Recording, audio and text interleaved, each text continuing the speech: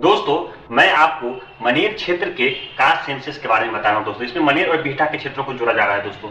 इस क्षेत्र में हम कास्ट सेंसस इसलिए बता रहे हैं क्योंकि मनेर और दानापुर दोनों को मिला करके मैंने कास्ट सेंसस बता दिया था, जिस कारण से दोस्तों लोगों को काफी कंफ्यूजन हुआ। दोस्तों इस मनेर क्षेत्र में हम बिहटा के कुछ गाँव को नहीं जोड़ रहे हैं, जैसे कि आपको बिंडौल हो गया, खोरिया हो गया, आपको अमवाड़ा हो गया, इस तरह के क्षेत्रों को नहीं जोड़ रहे हैं। आपको दयालपुर हो गया, इस तरह के जो नीचे का क्षेत्र है हम उस तरह के क्षेत्रों को नहीं जोड़ रहे हैं, ठीक है दोस्तों, क्योंकि ये लोग क्षेत्र आपको बिखम से आपको दे दिया गया था मनेर के क्षेत्र को।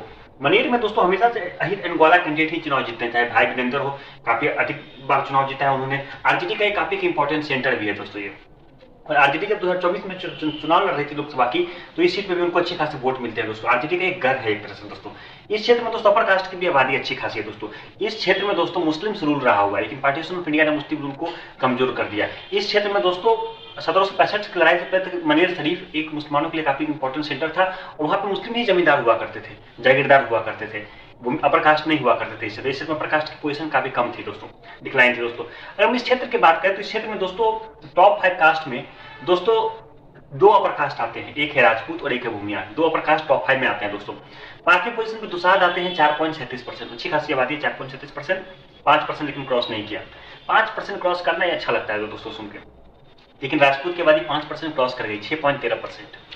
चौथे पोजीशन पे उन्होंने अपना पोजीशन बरकरार रख लिया है दोस्तों। तीसरे पोजीशन पे आते हैं भूमिहार 7.4%। भूमिहार में बहुत सारे ब्राह्मण एडेड इस बात को मानते हैं, ब्राह्मण जो कहते हैं वो बात हकीकत है दोस्तों। 7.4% भूमिहार है, अच्छी खासी आबादी है। दूसरे पोजीशन पे दोस्तों कुर्मी है 7.81%, कुर्मी सेकंड पोजीशन पे है। और अहिर एंड ग्वाला के साथ क्या है कि 28.96% आबादी है, 28.96%, बहुत आबादी है दोस्तों। और इस क्षेत्र में दोस्तों बात करेंगे, कंपेरिजन वीडियो देख लेते हैं कि कंपेरिजन में क्या है दोस्तों। तो मुस्लिम की आबादी 10.31% है। मुस्लिम के पास रिसोर्स रहा हुआ है, मुसलमानों का इतिहास रहा हुआ है, मुसलमान जागीरदार जमींदार सब रहे हुए, राजा रहे हुए, मनेर शरीफ इंपॉर्टेंट सेंटर है। लेकिन यहाँ पे 10.21% मुसलमान है, लेकिन पार्टीशन मिलने के कारण मुसलमानों का पॉपुलेशन और डिक्लाइन किया, ठीक है दोस्तों। बात कर ले ऊंची जाति में क्या हाल है दोस्तों। ऊंची जाति की आबादी अच्छी खासी है दोस्तों, जैसे बिहार में इनकी पॉपुलेशन उसी एवरेज में इनकी पॉपुलेशन है। लेकिन दिक्कत क्या है दोस्तों कि ऊंची जाति की आबादी से आपको ज्यादा आबादी है अहिर एंड ग्वाला की। ऊंची जाति की आबादी में 16.74% पड़ता है, 7.4% आपको भूमिहार, 2.32% आपको ब्राह्मण्स, 1.22% आपको कायस्थ और 6.13% आपको राजपूत।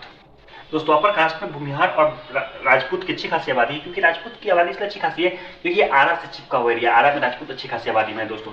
और अपर कास्ट की बात करें तो 16.74% उनकी आबादी होती है दोस्तों।